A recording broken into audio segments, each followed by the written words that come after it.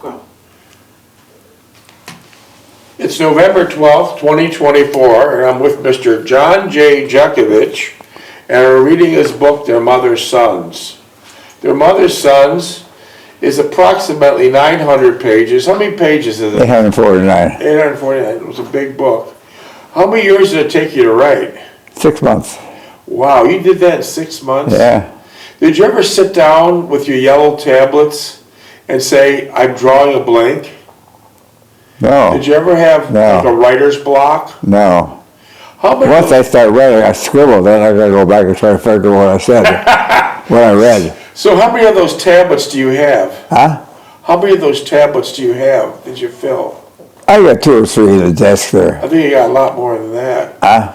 And then Joanne bought you a word processor to put it in print form. Yeah. The interesting thing about it, when Joanne bought him a word processor, it was brand new. Then we looked at it a year later. You couldn't read any of the letters on the keys. They were so worn out. Isn't that interesting? And then after you got it done with word processor, what was the next step? What else did you do? From where? What was the next step to get into book form? What was the steps? Tell me what the steps were to get it into book form. Published, you never published it. But tell me how you got it in book form. How did I get in book form? Oh, that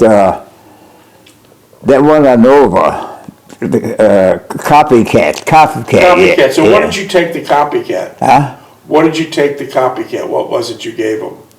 $175. No, I don't mean money-wise. What did you give him, your tablets, or did you give him discs?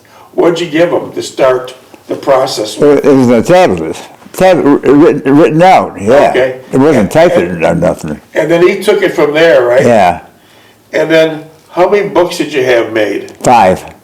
And then Joanne, in Mount Dora, she put a big book signing party on for you. Remember that? Yeah. And Joanne had a special cake, and the front of the cake matched the cover of the book. Yeah. Wasn't that exciting? Yeah. Wow. Well, we got one book here. Where's the rest of the books? 5 books? Where's the rest of the books? Jesus, they're distributed. I only had 5 books. Nancy's got one. Huh? Nancy's got one. Tommy's got one. J.K. got one. So there's 4, so we're pretty much accounted. The other one went to Clint, I think. Okay, so we're all counted. Did you have a nice day today?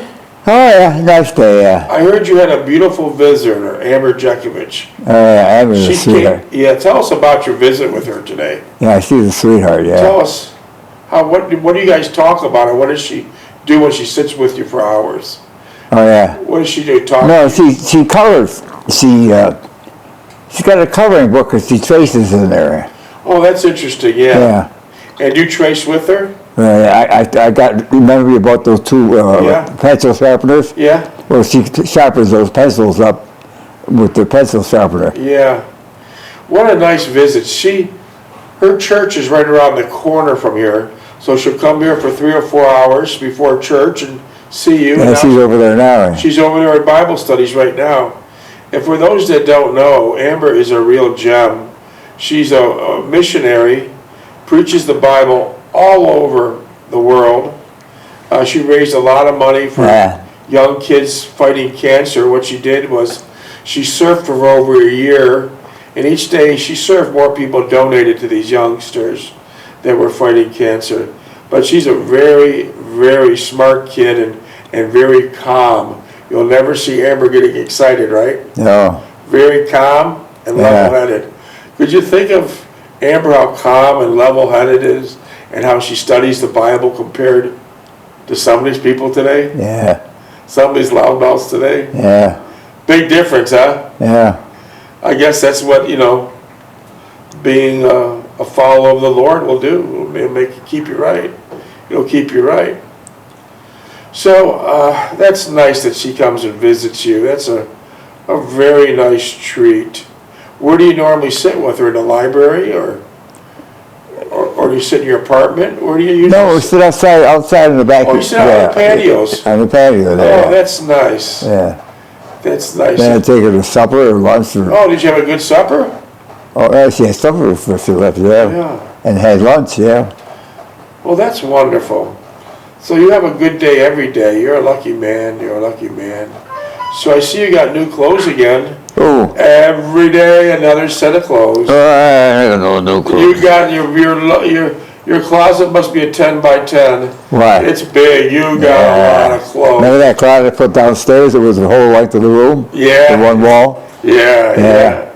You got a lot of clothes. Did Delphine, your wife, have a lot of clothes? Well, she had enough. Well, she didn't have a lot of clothes. Yeah. Wow, that's interesting. I'll tell you that. What's your dog tag number? 42965. All right, that opens up me reading. We're still on chapter 20 of Mr. Jeckovich's book. Let me see what page we're on. We're moving slowly, but it's nice to move slowly. We're on page 607. Hope we're keeping that book together. It's 100% together, Mr. Jeckovich. And like I said, we get calls all the time. Excuse me. We get text messages all the time that people want to buy your book. Is your book for sale? No, That's absolutely true. The book is not for sale. it's not published either. And I read a chapter or two every night. Just go to Mr. Jeckovich's YouTube readings, and you can hear every word for free. There's no money ever involved here. And Mr. Jeckovich's book has been sent to the World War II Museum in New Orleans. A good copy of it's there. And also they're setting up a booth for Mr. Jeckovich there. It'll be called an AI booth, where Mr. Jeckovich it will be answering questions 5 years from now or 10 years from now. And it's all set up in AI. And I was looking at it the other day, and his figure of his body will come up just like you're seeing it here. It's going to be a beautiful thing. It's going to be a beautiful thing. So before I start reading Mr. Jeckovich, I'm going to tell the people a little bit about you. Mr. Jeckovich is from Company H, the 2nd Battalion of the 291st Regiment of the 75th Infantry Division of the U.S. Army during World War II. Why was your division respectively called the Diaper Division? All kids 19 years old. Because they're young boys, 19 years old. Many of them died in the last battle of Bulge, and then later they were no longer called the Diaper Division. They were called the Bulge Busters because they killed and destroyed a lot of Nazis that were trying to take over the world. But we got caught, the United States Army got caught off guard during the Battle of Bulge. This was Hitler's last-ditch effort to destroy and kill Americans. It was a very, very bad thing. They had 600,000 and 1 million Nazis. We got caught off guard. The 101st Division, what happened to them? They got slaughtered. They got slaughtered. But Mr. Jeckovich's division, they kept these Nazis at bay until the clouds subsided, and the U.S. Army was able to send in a lot more troops and a lot more air supply. I sent paratroopers too. And what? Paratroopers. And paratroopers. And once this was accomplished, the tables turned. But it was these young guys from the 291st Regiment of the 75th Infantry Division that were surrounded at all times. Every angle we were surrounded. But they had to buy time. They had to buy time to keep the Nazis at bay, so the equipment and the other additional soldiers from the U.S. Army would come in. And finally they took over. And this is at the same time that Adolf Hitler committed suicide, but he was doing all that he can to live down the scorched earth theory. He was trying to destroy everything and everybody before he went. Yeah. He was a horrible little man. He was a horrible little man, and at his hand millions and millions died. I hope we never see a person like that again. So during this war, there was 14,500,000 young men and women. 13,500,000 are long gone, and plus much more. We have less than 100,000 left But the interesting fact is we only have about 6,000 left of the infantry, the actual fighters. And that's one of those is Mr. Jeckovich. He's highly decorated. He has a Purple Heart and 2 Bronze Stars. He shot up in the in the shoulder. You got any water back there? Shot up in the shoulder by a sniper and bombed. What kind of bombs do they use at you? What do they post them with? You mean the artillery? When the Nazis blew that trash above your head, what was in those bombs? That's in bolts, razors, and everything else. All kinds of junk, right? When they dropped it, it exploded. Yeah. It's like scattered all over. And you still have that in your leg. Yeah. The metal you have. Oh, that's what cut the Lape's head off. Yeah. Donald Lape, his assistant gunner, took his whole head off with one of these bombs, and Mr. Jeckovich went to retrieve him, and the only thing left was his glasses hanging from one ear. Mr. Jeckovich took off the glasses, one of his dog tags, and wrote a beautiful letter to his mom and dad. Donald Lape was just not street smart, right? Yeah, no. Well, his mother and father were lawyers. So they were book smart. Yeah. And another interesting fact, what a small world we live in. Donald Lape's younger brother, years later, retired to Florida, which was only 2 blocks away from Mr. Jeckovich. He lived there for 25 years, and neither Mr. Lape or Mr. Jeckovich knew they were so close. We only found out later in Mr. Lape's obituary that he lived so close. So you really never know. So Yeah. Mr. Jeckovich is knocking on the door of 100. Mr. Jeckovich is knocking on the door of 100. And believe me, it's no easy feat to make it to 100. No easy feat. In fact, if you're 40 years old now, you have less than a 10% chance to ever make it to 100. Mr. Jeckovich was jogging for 80 years. He never took a prescription, didn't smoke, and didn't drink. Is that right, Mr. Jeckovich? Right. What got you started on jogging? I read that book for Johnson. Johnson wrote a book when I was 17 years old, still in school. And he said the big thing you got to do is stimulate your heart and your muscles in your body. And just run out there, run straight, don't stop, run straight, set a goal, and increase the goal every day. So is that the advice you give to young people that want to start? Yeah. Yeah, and it worked. Look at him. He could read the newspapers without glasses. He could squeeze your hand, and his grip is so strong and tough, he could knock you to the ground. The only trade-off he had is Mr. Jeckovich lost his knees, and that's of 80 years of jogging. But it was a good trade-off. And when Mr. Jeckovich started jogging, it wasn't fashionable. No one jogged. What did people yell at you when you started jogging? Hey, get up the road, you bum. What else did they say? They throw beer cans at me or something. Yeah. So when Mr. Jeckovich started jogging over 70 years ago plus, people thought he was jogging because he couldn't afford a car. It wasn't about transportation, it was about health. But now you fast forward like 50 years past that, people realize that jogging is a very healthy endeavor. And so they would throw, when Mr. Jeckovich started, he had old beat up shoes and corduroy pants and a dirty old shirt. And that's how he'd be jogging down the roads. And people would throw Genesee beer cans at him, Campbell's soup cans. Yeah. What the hell else they throw at you? So rocks at me, pick up rocks, and Yeah. throw rocks, yeah. And they're always screaming Yeah. something. Well, those wise guys that did all that 70 or 80 years ago, I can assure you right now, they're pushing up daisies. They're pushing up daisies when Mr. Jeckovich is here in grand health. Mr. Jeckovich boasts and says, and he'll live by this, that he's got 2 doctors, his left leg and his right leg. Mr. Jeckovich has got 2 doctors, his left leg and his right leg. And I can tell you what, apparently it's working. Apparently it worked, let's put it that way.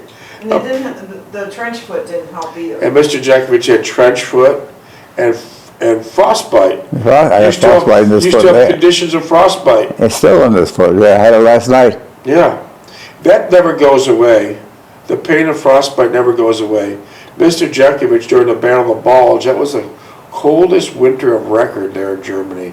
It was 20 and 30 below each and every day. And Mr. Jeckovich would not go into a building. Why wouldn't you go into a building for Because the Germans had them all zeroed. The Germans had a They told zero. you stay outside, don't go in the buildings. Yeah, so Mr. Jeckovich, they had to warm up as best as possible. Or we found a barn with hay in it or something, Yeah, or most of the time outside and get yourself sleeping on top of hay. It was brutal conditions, and Mr. Jeckovich got a bad case of frostbite there, and many young soldiers lost all types of toes and fingers and limbs from frostbite.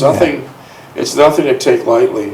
The one time that you did find a barn, you were soaking wet, and it was about 2 o'clock in the morning, and what happened when you found that barn? We found that barn, we crawled in and got underneath the hay. And then who came in, Patton? Patton came in, well, he spotted the Jeep that post to have as far as the Jeep in Trailerberg, but Patton caught it up. He come in at 3 o'clock, he was soaking wet, and he said, what are you guys doing? Get the hell out of here, go to the next checkpoint. Out, out, out, out, go, go, go, go. So Patton seen a Jeep that your post, who's post? Yeah, Who's post? Post was the driver. And he's the one that brought you supplies? Yeah, Post was the one that both parents were lawyers. Post didn't have any street smarts at all. Did he make it through the war? Huh? Did Post make it through the war? No, he got his head blown off. Okay. And then, so Post didn't properly camouflage the Jeep, so Patton was out and about with his crew and said, get the hell out of here and go back to work. Yeah, And this was what time of the morning? 3 o'clock. So you were just finally getting a little rest, No, and that was it. What did they nickname Patton? blood and guts. And how did that work? That was his guts and our blood. Interesting fact, Patton was in World War II with Eisenhower. Patton was older than Eisenhower, but they became great friends. Then Patton was a general in World War II, and Eisenhower was the president, the supreme commander. And Patton was really a loose cannon. He was out of control. He took a lot of daring, did a lot of daring things. And but Eisenhower, in normal conditions, Eisenhower would have sent back a general back to the States that was a loose cannon like that. But Eisenhower knew Patton quite well, as they were friends from World War II. Well, he knew Patton would get the job done. That's exactly right. Yeah. He knew Patton would get a job done. Especially, it's noted in your book where Patton was crossing the Rhine River, and the front office told Patton, do not cross the Rhine River until we get you better equipment, and we get you better supplies, and we get you more men. Yeah. Patton didn't pay attention to Washington, 11 minutes. and he crossed it. Yeah. And what's the first thing that Patton did when he crossed the river? What did he do? Pissed in the water. Yes, he did. He was giving a symbol back to the staff in Washington. Don't tell me how to run my business. I'm out in the fields.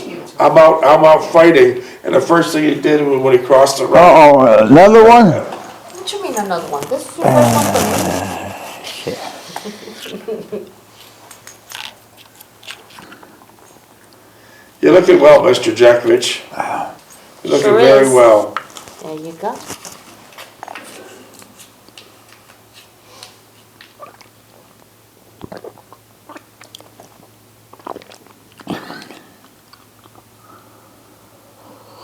That vodka's kind of strong, isn't it? That vodka's kind of strong, isn't it?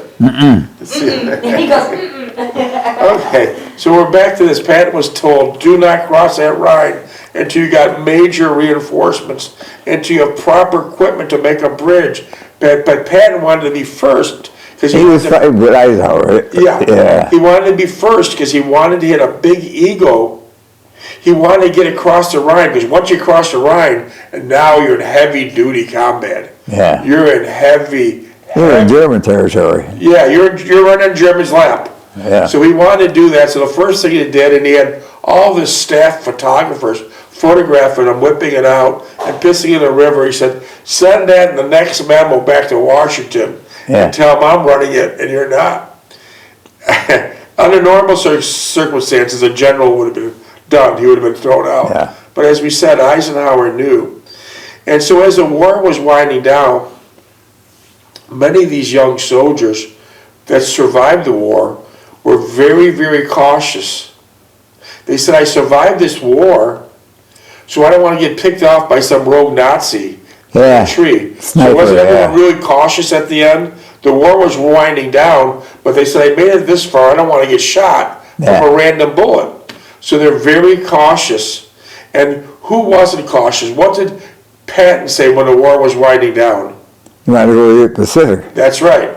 All the other young men says, don't send me to the Pacific, because you thought you were going to the Pacific, right? No, I don't want to go to the But Pacific. you thought you were going to go after European theater ended.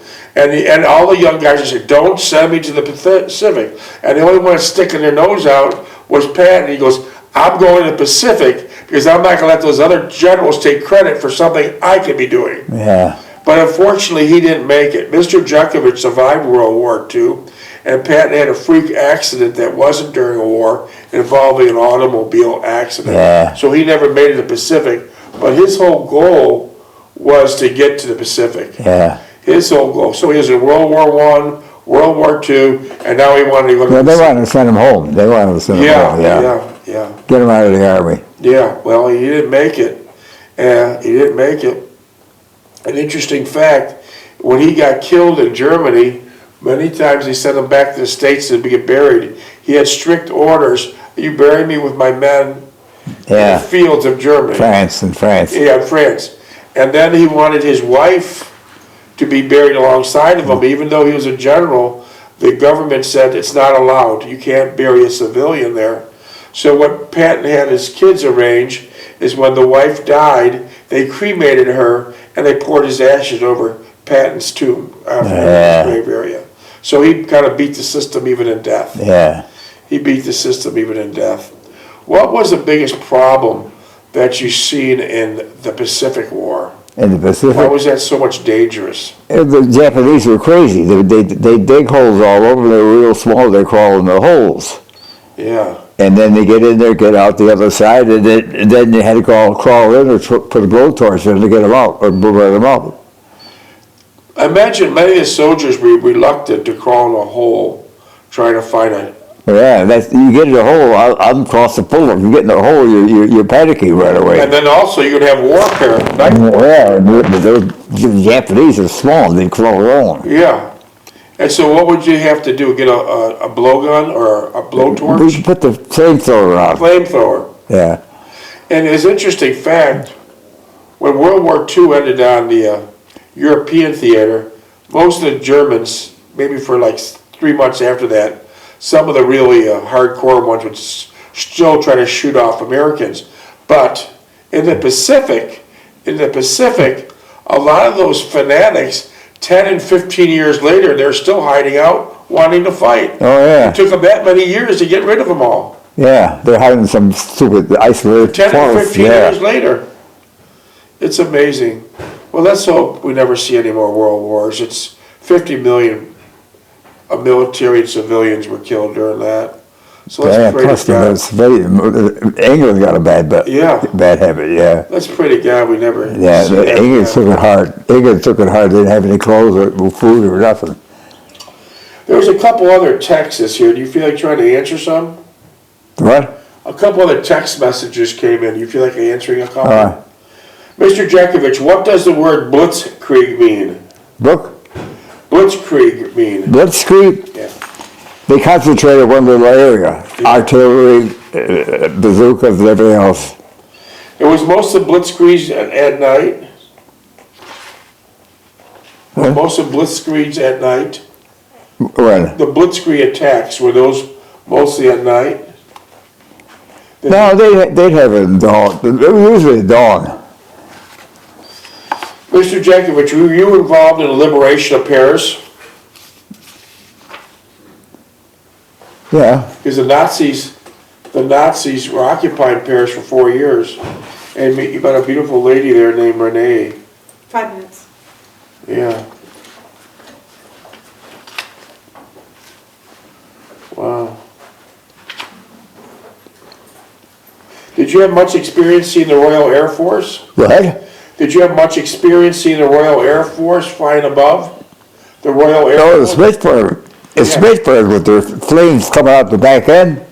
Yeah. 10 o'clock they'd be coming out. They had night bombing and the Americans had day bombing.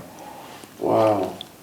So you've seen a lot of the Royal Air Force, right? Yeah, I saw the Smithburg, yeah. That must have been a sight. Did the Americans bomb during the day, or did the Americans bomb at night? The Americans bombed during the day and Germans and the French bombed at night. French didn't do much anyway, they didn't have any equipment. Yeah. Wow. So basically the war got started when Nazis overtook Poland. Yeah. And then we sat back on our hands and we were basically on a Lend-Lease. We didn't do anything until Pearl Harbor. Yeah. We were basically on a Lend-Lease program. We're sending tons of money over, but we didn't want to send our boys over. We didn't want to send our boys over. We didn't want to get involved. And so then what happened? Pearl Harbor. Pearl Harbor, that changed everything. Yeah. They started a conscription, drafted and everything else. And then where were you when Pearl Harbor took place? I was in high school. Wow. You were in high school, but weren't you on a creek? I was skating on the creek. And then you went home, and what did your mother say? She said, I think I'm going to lose you. Oh, wow.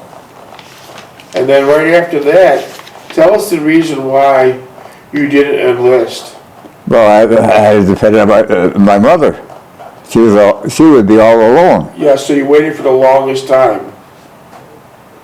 You waited for the longest time before you had to go. Look, he joined the Coast Guard. And Stevie was in school, so he's out of it. Look, he volunteered for the Coast Guard. And we've seen these poor prisoners, most of them in death camps, the Holocaust. Yeah. A lot of people are so stupid today, they say it was a fake, it was a fraud. These people don't know jack shit. No, most of the people were starving. They told us, don't feed them, feed them. Yeah, that's when he liberated them. But Holocaust denial is actually illegal in Germany, as well as Austria, Hungary, and Romania, which were all the Axis powers. Yeah. It's considered a type of anti-Semitic hate speech, since Holocaust deniers often blame Jewish people for making up the Holocaust. Oh, yeah. Well, yeah. Yeah, it's all propaganda. Yeah, but you've seen it firsthand. Minutes? 2. But you've seen it firsthand. When you were breaking the locks and knocking down the fences of these military concentration camps, what were you told by your superiors not to do? Don't feed them. Don't feed them. And when you guys invaded these concentration camps, the Germans were very surprised. They didn't think you'd make it in that far, and you did. And then you start busting down the gates. And most of these Germans that were running concentration camps, or a lot of those guys committed suicide because they knew that they'd be shot on the spot for the brutal treatment they did to these young boys. How much time? Yeah, they were in charge of the camps. Yeah. 1. And even the secretaries were in big trouble too. Yeah. Even the secretaries were in big trouble too. Well, we hope even the most seasoned fighter, what they seen in those camps when they broke down the chains and the gates, still it was the worst situation you could ever imagine. And those guys are all skin and bone. All skin and bones, and in horrible conditions. Yeah. 40 seconds. Huh? 40. Yeah, it was a very bad situation, and I hope we never see that again. And most of them were basically tortured. Yeah. Tortured and They use it for medical reasons too. yeah, experiments that you couldn't even imagine. Yeah. That didn't make sense. It was basically torture. It was such a sad, sad group of people. But they were happy to see the Americans. Very happy. Very happy to see them Right. open those gates. When the GIs came and they saw that you were freeing them, they were happy. Oh yeah, well. Yeah, what else? They were liberated, yeah. Seconds. 7. Yeah, they were liberated, right? Yeah. All right, we'll pick this up tomorrow. All right.